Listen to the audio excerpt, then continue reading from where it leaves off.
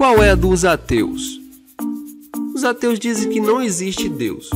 Tudo bem, cada um com seu direito de crença e de escolha. Eu escolhi crer em Deus e me envolvo em ambientes e pessoas que também têm a mesma crença que eu, é lógico. Mas existe algo que chama a atenção. Os ateus enchem a boca ao falarem: não existe Deus. Parece que não crer em Deus fazem deles superiores, mais inteligentes, racionais, seja lá o que for. O intrigante é que eles dizem não crer em Deus, mas sempre fazem a pergunta a uma pessoa que crê: se Deus existe realmente, eu vou para o inferno porque sou ateu? Esse, bem no fundo, crê em Deus, só não quer admitir. Tem ateu que diz: não existe Deus, mas está sempre preocupado com aquele que crê em Deus. De hora em hora entra um ateu no bate-papo evangélico dizendo: não existe Deus. Se os ateus fazem um programa de humor, seja no YouTube ou na TV, vamos falar que Deus não existe. Vamos satirizar os crentes. Mas a piada já está mais velha do que a frase não existe Deus. Se o programa é evangélico ou religioso, lá tem um ateu para dizer nos comentários: esses vídeos crentes são engraçados. Nós, ateus, vemos esses vídeos para rir dos argumentos dos vídeos e mais ainda dos comentários. Não disse que eles se acham mais inteligentes? Além do mais, se os ateus não acreditam em Deus realmente, por que se importam tanto com assuntos sobre a veracidade da existência de Deus? Decidam logo se acreditam ou não de fato. As pessoas ensinam a seus filhos que se eles forem bonzinhos, o Papai Noel vai trazer presentes no Natal.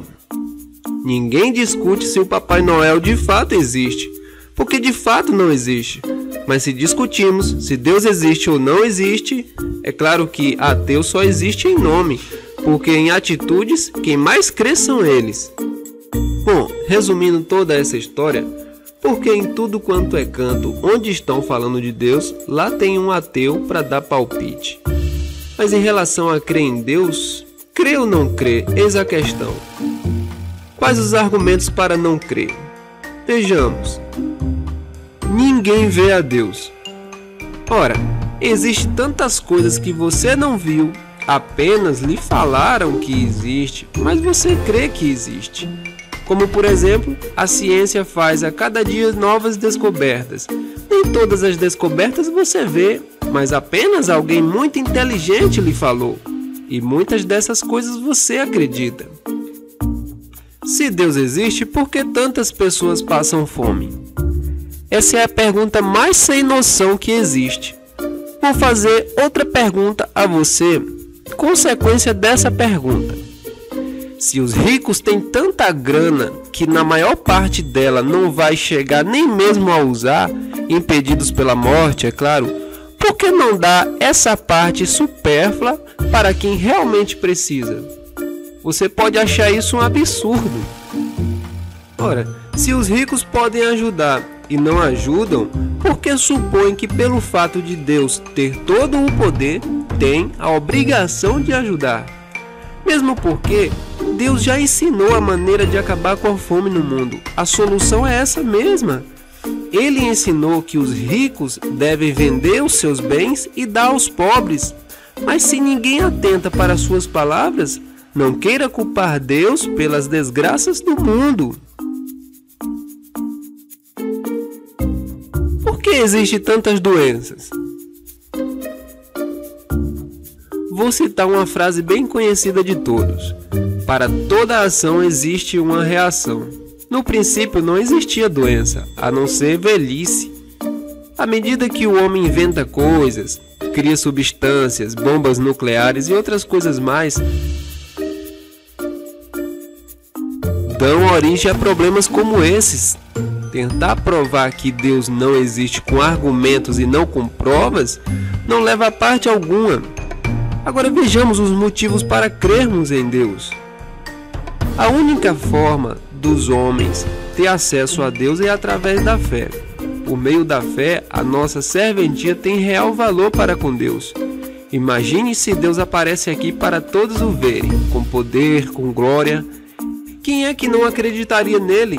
Nesse caso, não seria por fé, mas por vista.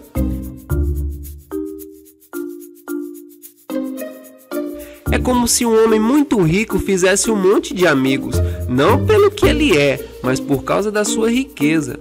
O mesmo aconteceria com Deus.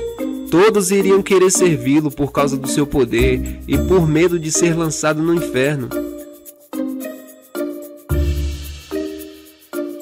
Uma serventia de valor para com Deus é quando você, não vendo, não recebendo nada, e mesmo se estiver sofrendo, decida servir a Deus por causa do seu caráter. Afinal, desafio a qualquer um dizer o contrário, que todo mandamento de Deus é para o bem do ser humano. Não matarás, não adulterarás. Se você mata, alguém sofre. Se você adultera, alguém também sofre. Toda a lei de Deus se resume em uma só: amar o próximo.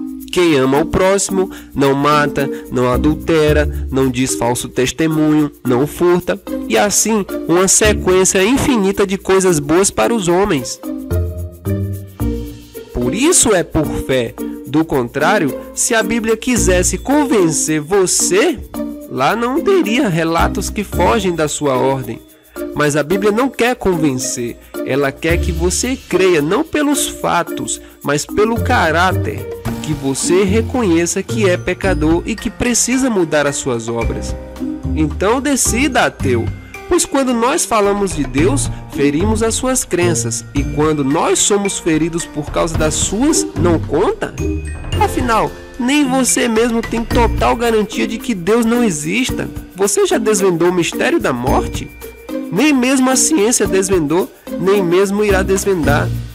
Há muito tempo atrás, se alguém falasse que no futuro os homens estariam voando em pássaros de ferro, registrando momentos em vídeos, acessando a internet, não chamariam aquele alguém de louco?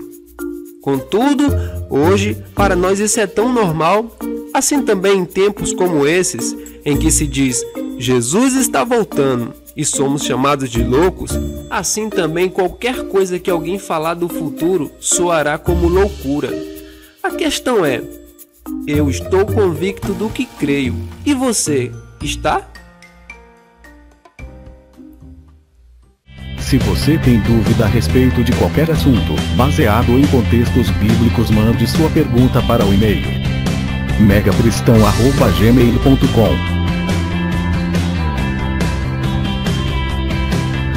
Obrigado e até mais um Bíblia Curiosa.